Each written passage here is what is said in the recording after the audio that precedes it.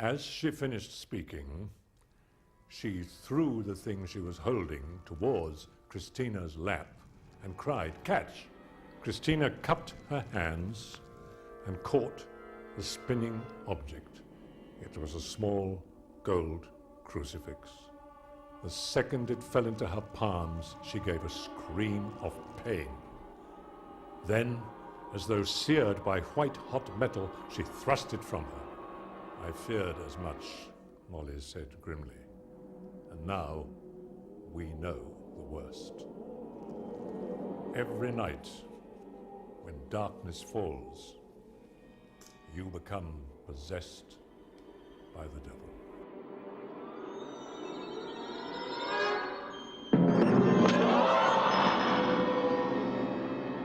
I went to Hammer, I can't remember whom I saw. I think it was probably Michael Carreras. And I said, "Michael, I've got the okay from Dennis Wheatley to make any of his black magic books into a film. How about it?" He said, "That's a great idea. Which one should we do?" Dennis Wheatley was one of the most successful British authors of all time. He wrote something approaching 100 books, many of which sold over 1 million copies in many countries in the world. He outsold Ian Fleming. Then in 1963, Hammer optioned The Devil Rides Out, The Devil a Daughter, and The Satanist as a sort of triumvirate of satanic Wheatleys, because Wheatley was very well known for his black magic books. My argument was, this particular subject is a subject about which the public knows very little. It is incredibly dangerous. It is obscenely powerful. It is literally soul-destroying.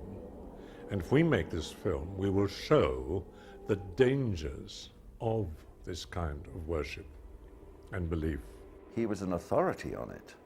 I mean, I'm not saying he was Aleister Crowley, but he really did know an awful lot about it. He knew everything about every kind of pentagram and every kind of symbol and every kind of approach to black magic you could possibly imagine. Some really awful things too. Necrophilia, such as sending people out of their minds and so on. So you're not only making a film which people will find very exciting and thrilling and entertaining, you will also be making a film which, in a very minor way, would be a form of propaganda. The censorship climate at the time meant that Hammer couldn't make those movies in the early 60s. Then in 1968, they made Wheatley's The Devil Rides Out. Go to Mendes. The devil himself. I met quite a few clerics, including an Irish bishop who stopped me outside my home one day and said, "Oh, you're the one that made The Devil Rides Out, aren't you?" And I said, "Yes," taking a step backwards. "Yes, I was, indeed." He said, "Well, we love it, because, of course, it shows up evil for what it is, and good triumphs in the end." So Dennis was delighted, absolutely thrilled, because it followed his book. And everybody was very happy. And I said, "Would you be interested in having another film made from another one of your stories?" He said, "Absolutely. This last one was so good. I was so pleased with it." And then he said to me, "You can have all the rights yourself for nothing." By 1974, Hammer are bewildered and penniless. But this was the only way they could really afford to exploit any property, by having had a free run on it, effectively. By the time we got round to The Devil's Daughter, there was 2 secretaries, and me. Michael Carreras, who by this stage is in charge of the company, decides that they've got to concentrate on 2 core areas in the future. They've got to concentrate on either making big-budget Hollywood-style pictures or episodes of television series. And The Devil a Daughter was very much conceived as an episode of a television series. It was an anthology that was going to be called The Devil and All His Works. But Hammer, like all their other television series ideas, couldn't find any takers for it. American film producers are beating them at their own game. British cinema audiences have deserted them and the cinema. And crucially, American studio finance, which the company has relied on for the best part of 20 years, has dried up. So the traditional source of investment finance for most of the pictures they'd made from The Curse of Frankenstein onwards had vanished. Brian Lawrence, who is the company's secretary, takes Nat Cohen, who is the head of EMI, to see The Exorcist. Cohen is sold on providing 50% of the finance for To the Devil a Daughter on seeing The Exorcist.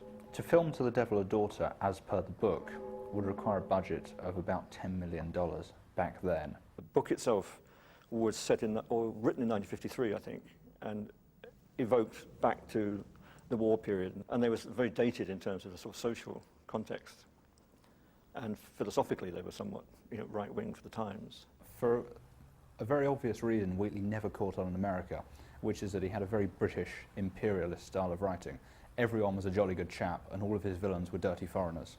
And a script was produced, and I read it, and I thought, well, this will certainly make a very exciting film. And again, it will be a film which reveals beyond any doubt whatsoever the evils and the danger and the obscenity of Satanism. But I thought, this is not Dennis's book. Who's going to tell him? The answer is, I don't think anybody told him. Almost every director in Britain at the time was considered to helm To the Devil a Daughter. They saw the devils and thought, this is the kind of thing we can do. It's got blood, it's got nudity. So they asked Ken Russell. Russell turned them down flat. He wasn't going to make a Hammer film, he hated Hammer films. Richard Duvivier of EMI was very keen to emulate Get Carter for some reason, so he suggested Mike Hodges. Also on the list was Peter Collinson, who'd made The Italian Job, and also Straight Until Morning for Hammer. He was probably a little bit out of their league. Nicholas Roeg was considered, because Michael Carreras had seen Don't Look Now. They went through a list of Hammer names such as John Huff, Don Chaffee, Alan Gibson, none of whom both parties could agree on. I, in fact, suggested Peter for that picture because I'd worked with him on a previous film, and I thought he was one of the most talented people I knew, and very keen and interested in the genre, which was unusual in those days. I was first of all contacted by Sir Nat Cohen at EMI because they'd bought the rights to The Devil a Daughter due to the success of The Devil Rides Out. And he said, we've got a couple of million, would you like to make this film? And I read the book and thought it was basically unfilmable, but said yes. I went to Germany to find a German actress because there was some German co-production money involved, and heard about Nastasia Kinski, and went to see the one film she'd made, which was an underground film where she played a deaf mute. And she was very young at the time, and I thought she's fantastic, and then met her, and the idea was to try and get Klaus Kinski as well to be in the film. And I met Klaus Kinski in a hotel and asked him if it was going to be secure in working with him from the point of view of insurance and drugs, etc.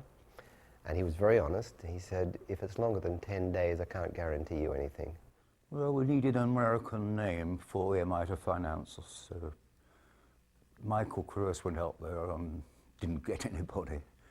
Then we sent Peter Sykes. For one reason or another, we ended up with Richard Widmark. I don't know what the hell's expected of me.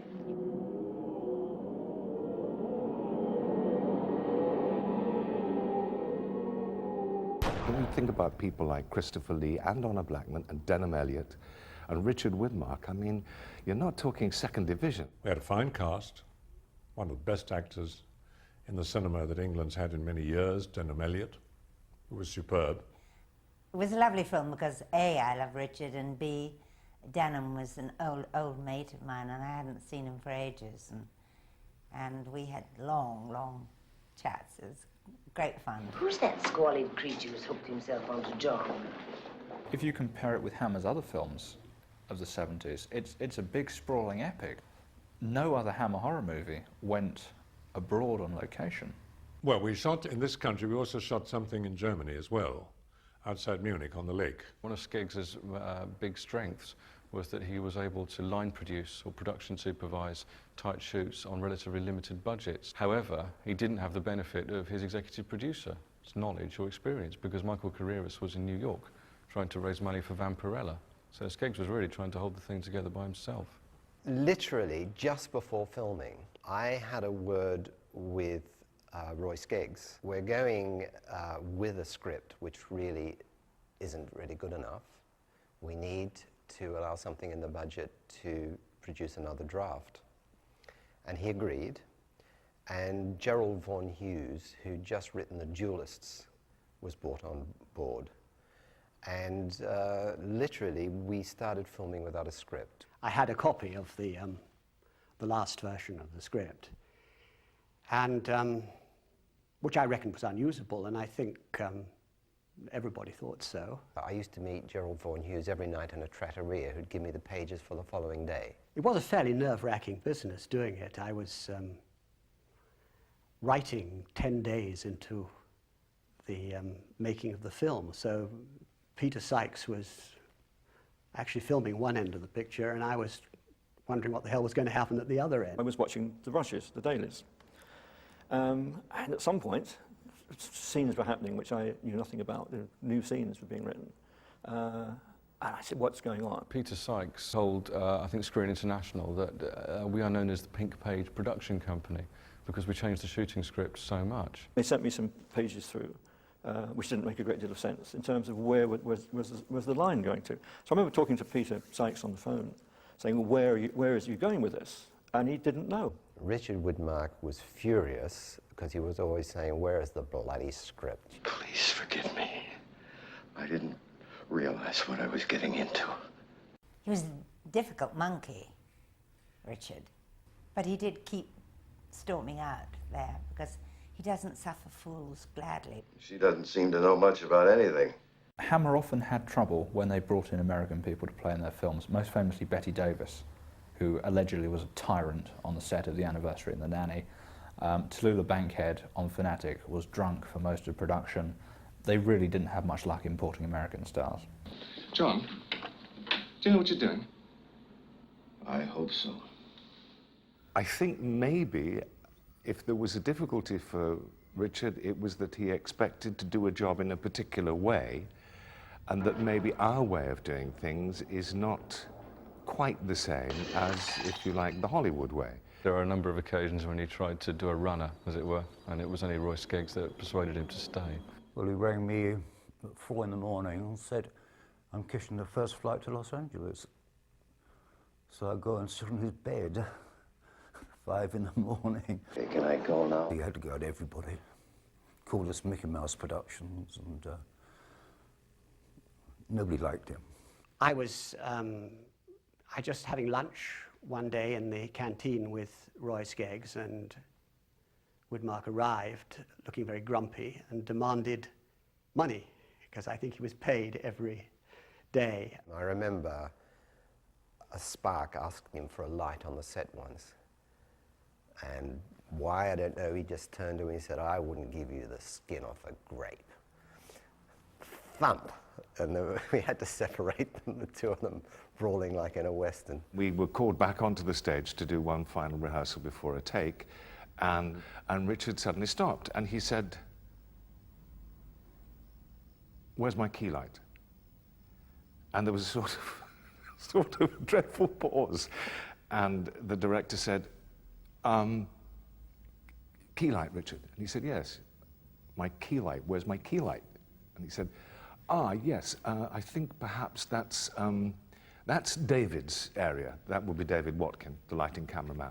And David shifted from foot to foot and obviously didn't want to cause any trouble at all and was trying to find the best way of putting it and said, well, the thing is, Richard, I don't work with key lights. And there was a wonderfully timed pause, and Richard said, is that a fact? Actually, I don't work without him. And walked off the set. Damn you! On another occasion, when we were doing the scene in the church, we had a large wind machine, the largest wind machine in the studio, right in front of him. And he lashed out with his foot, and he pushed the whole thing over, and it went against the camera, the tripod, and the camera came crashing down. There was a huge commotion. He said, this wind machine is Mickey Mouse. Why don't you get something like we've got in Hollywood? And it so happened that David Watkin had previously done Catch-22 for Mike Nichols in Hollywood, a huge budget film. And Mike Nichols owns a ranch alongside Richard Widmark's ranch, and they are very, very friendly. And David, who was unflappable, said, "This is exactly the same wind machines we used on Catch-22 with Mike Nichols." And he suddenly realized he'd made a mistake, and he shut up. Catherine is mine! I am Catherine! She was having a problem in one scene actually getting the tears that the director wanted, and we did quite a few takes. And he said to the director, he said, "Look, when I say turn over, and it's going to happen." So the director said, "What? Okay." So he said, "Mark it, sound running, turn over, action." And Richard Widmark turned to Nastasia and he went, "Right in the chops," and the tears came. And he said, "Okay, now act."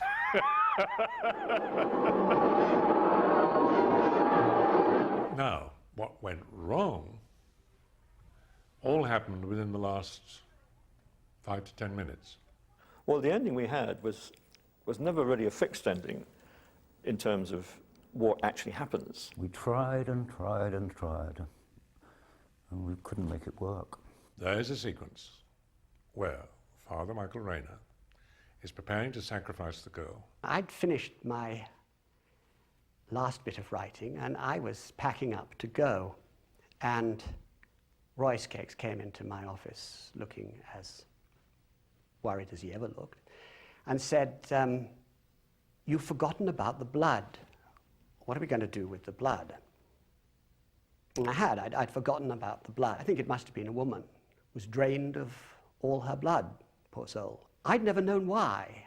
And I suppose in a horror movie you can forget about a pint or two of blood, but a whole body full is a real oversight. I had an idea, because there was this dreadful deed of darkness that was done at the end where there was a magic circle and things happened inside this.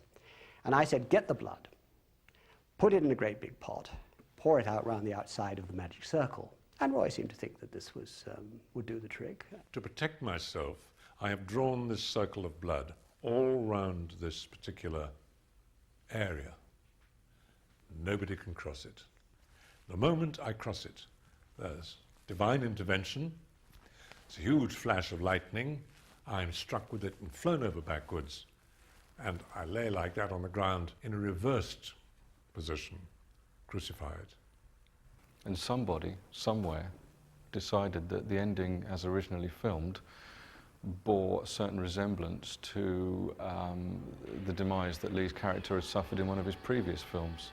Probably The Scars of Dracula, I would guess, and decided it had to go. And so Skeggs was obliged to cobble together a new ending from available material. So I took sequences from the middle of the film and put them on the end, the girl lying on the tomb. They were shot for a sequence early on where she has the devil's child. And nobody noticed it.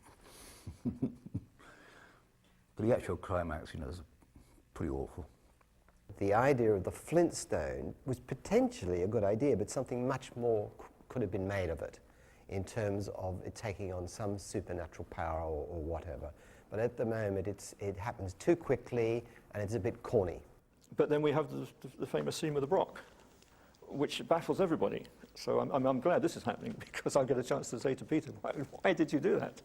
All I can say is I think that the whole schedule script dilemma got on top of us. So the last you see of me in the film as the antagonist, as the Satanist, as the force of evil, is when I get hit in the head by a rock. I then vanish, out of frame, and you never see me again. And somebody said, "Well, now we know how to get rid of the devil. Just throw something at him. Hit him with a rock or a stone or something," which, of course, completely ruined the ending of the movie. And then there was a further sequence which I knew nothing about, which I found totally obscene and totally unnecessary. It was this revolting sort of, well, I don't know what it was supposed to be a baby, virtually coming out of the womb to the devil a daughter. And I thought those two particular points, I thought just ruined the film, because up to then I thought it had been very exciting, very well made. This, I may say, is a sentiment that was shared in spades by Dennis Wheatley, who was appalled when he saw the film. There's maybe one scene in the whole movie which you could say Dennis Wheatley wrote that. He said, this is disgusting, obscene, this has no relationship to my book, it's outrageous and disgraceful, and I will never let this company ever make another one of my books into a film. But he died very shortly afterwards, I think. The film was released in Britain in 1976 and was a tremendous commercial success, and was undoubtedly the most profitable film that Hammer made in the 70s. Unfortunately, Hammer didn't see a penny of that money. Because most of the money it was making was going back to the original finances anyway at Elstree, EMI, and Germany. Had the climate had been different, had luck been on their side, it could have initiated something new for them. But it was just impossible to get anything off the ground, I think, at that stage. Not just for Hammer, but for anybody in this country. I think the British film industry had really entered its terminal decline. You know, this is England, and England isn't interested in fantasy, isn't interested in imagination, isn't interested really in commercial pictures.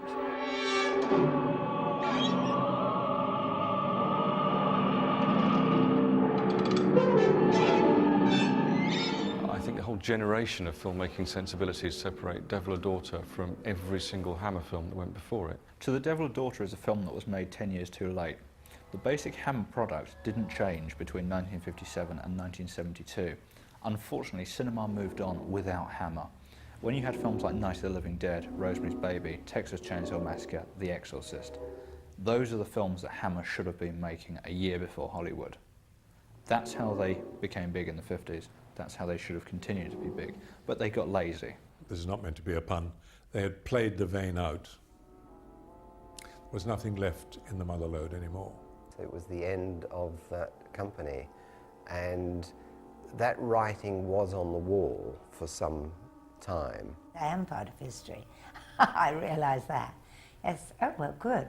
It's rather nice to be the last page, isn't it? By gum, you've got to hand it to them, because the British film industry as such kind of faded to black eventually. But Hammer was carrying the flag for a long time and doing it very well. They were going out of fashion. People didn't want them. And we had The Exorcist, and then Elm Street came along and made Hammer old-fashioned.